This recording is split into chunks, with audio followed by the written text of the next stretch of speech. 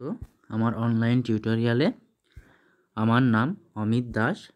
আমি ঝিলিমিলি উচ্চ বিদ্যালয়ে কর্মরত একজন ভোকেশনাল ট্রেনার। আমার সাবজেক্ট ইলেকট্রনিক্স, সিজেম name CSS VSE under NSQF এবং আমার ট্রেনিং প্রোভাইডার হলো অরায়ন এডুটেক প্রাইভেট লিমিটেড।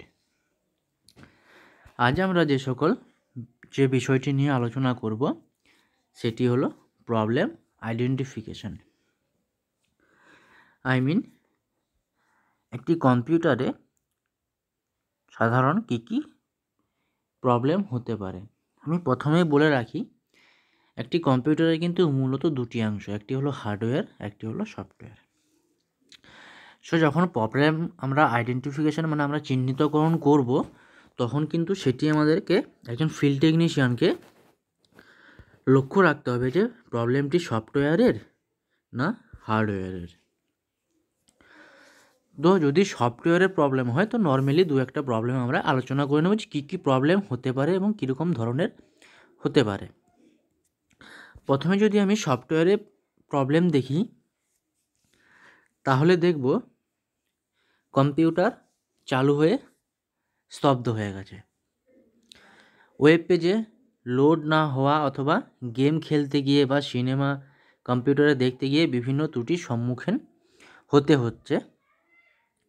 এরকম সমস্যা হলে কি করতে হবে না, এরকম সমস্যা হলে কম্পিউটারে যে ড্রাইভারের প্রয়োজন সেটিকে আমাদের আবার পুনরায় সঠিকভাবে ইনস্টল করতে হবে। ইনস্টল করার পর আমাকে আবার দরকার হলে আমার কম্পিউটার বা ল্যাপটপকে আবার রিস্টার্ট করতে হবে। তো নর্মালি সফটওয়্যারের প্রবলেম হলে আমাদের তার ডিভাইস ড্রাইভারকে ভালো করে পুনরায় আবার রিইনস্টল করতে হবে। এবং যদি দেখি এরপর হার্ডওয়্যারের প্রবলেম, হার্ডওয়্যারের প্রবলেম বলতে কিন্তু আমরা সমস্ত কিছুই প্রবলেমগুলো বুঝি। যদি কিবোর্ড কোনো কাজ না করে, মাউস কিছু কাজ না করে, CPU কাজ করছে না,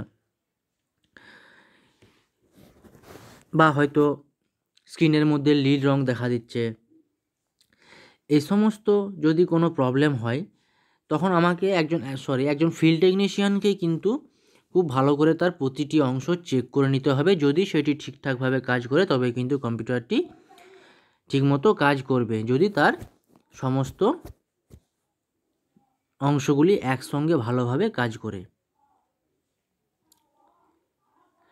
ধরা যাক যে কোথাও একটি হার্ড ড্রাইভ ভেঙে গেছে,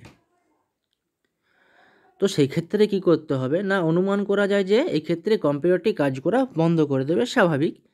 অন্যথায় কম্পিউটারের গতি কমে যেতে পারে, কিংবা স্ক্রিনে ত্রুটি বা এরর বার্তা দেখা দিতে পারে, যার অর্থ হলো হার্ডওয়্যারের কোনো একটি অংশ ক্ষতিগ্রস্ত বা সমস্যাগ্রস্ত।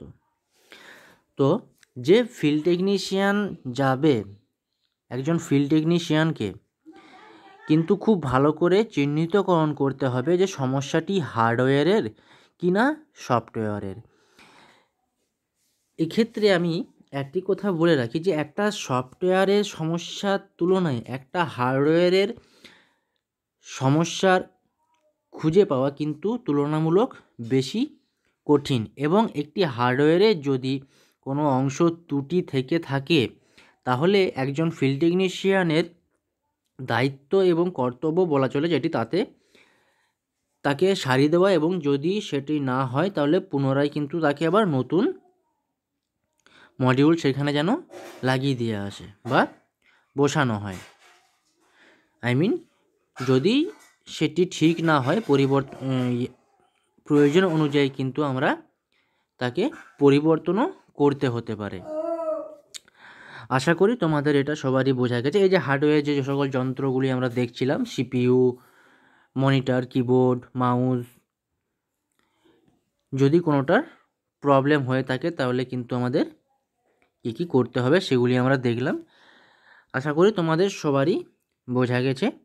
যদি কোনো প্রবলেম হয় আমাদের ক্লাস 11-এর বইয়ের ডেসক্রিপশানে ভালো করে দেওয়া আছে। ভিডিওটি দেখার জন্য ধন্যবাদ।